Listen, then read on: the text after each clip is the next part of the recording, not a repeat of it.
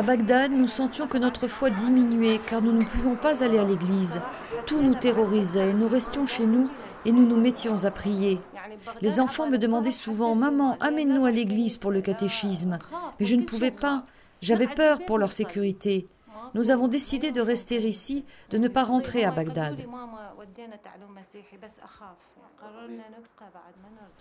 Depuis le renversement de Saddam Hussein en 2003, des centaines de milliers de chrétiens irakiens ont été déracinés suite à une série d'attaques contre cette petite minorité pacifique. Beaucoup d'assauts brutaux ont fait partir les chrétiens de chez eux, partis à la recherche de sécurité et d'espérance pour l'avenir.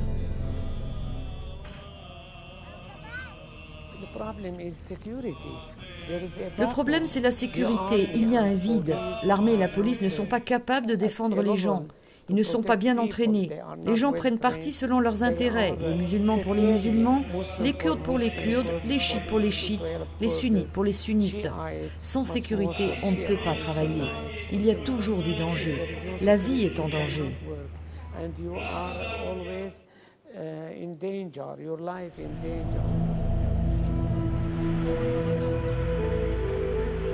Même si les chrétiens ne représentent que 2% de la population irakienne, le Haut Commissariat pour les réfugiés rapporte qu'ils représentent 40% des 1,6 million d'Irakiens qui veulent s'exiler à l'étranger. Cette flagrante disproportion est le résultat de la persécution et du manque presque total de protection que subissent les chrétiens irakiens. Depuis 2003, environ 2000 chrétiens ont été tués lors de multiples vagues de violence dans le pays. Leur nombre a chuté, passant de 900 000 avant l'invasion aux 200 000 d'aujourd'hui. Beaucoup de ceux qui restent dans le pays sont des personnes en déplacement à l'intérieur du pays.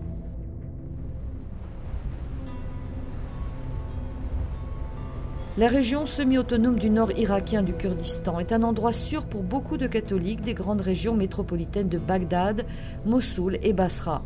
Durant ces dernières années, de nouveaux villages ont été construits comme Levo.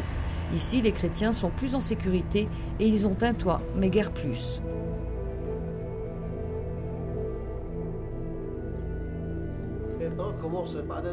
En 2006, quelqu'un a lancé contre la fenêtre une lettre accrochée à un caillou, nous menaçant, nous demandant de quitter Mossoul parce que nous sommes chrétiens. C'est pour ça que nous avons quitté Mossoul et que nous sommes venus ici, mais nous ne trouvons pas de travail. Les familles qui ont quitté les zones métropolitaines comme Mossoul ou Bagdad luttent pour arriver à la fin du mois dans les campagnes, où l'agriculture et les choses qui s'y rattachent sont des moyens de sustentation essentiels. L'aide qu'elles reçoivent de l'Église universelle est fondamentale pour construire leur avenir. Aide à l'Église en détresse a aidé à acheter un bus qui est utilisé pour transporter les étudiants de Levo et Bersivi à Zako, où il y a des écoles, des collèges et des universités. L'AED nous a aussi aidés en nous faisant des cadeaux à Noël et à Pâques. Nous remercions nos bienfaiteurs à l'étranger en priant pour eux. C'est la seule manière pour nous de pouvoir les remercier. Nous n'avons rien à donner. Nous pouvons seulement prier et leur souhaiter tout le bien possible.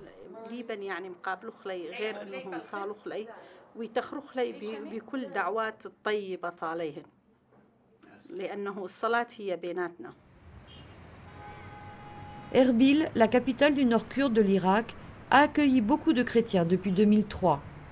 La zone a été l'objet de grands investissements et d'une grande croissance. La sécurité n'est pas un souci. La population chrétienne à Ankawa, une banlieue d'Erbil, a augmenté, passant d'un peu plus de 8 500 personnes à la moitié des années 90 aux 25 500 d'aujourd'hui.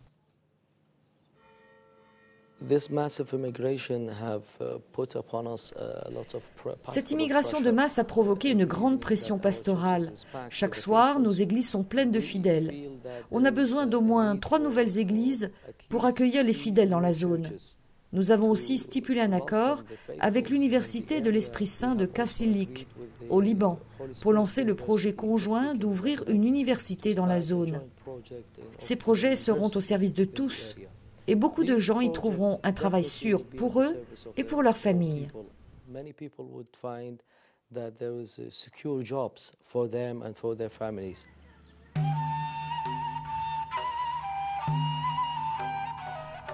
Les leaders catholiques cherchent à réduire le phénomène d'immigration.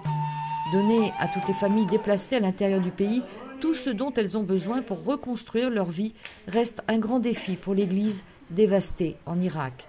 C'est une tâche qui demande le soutien des chrétiens dans le monde entier.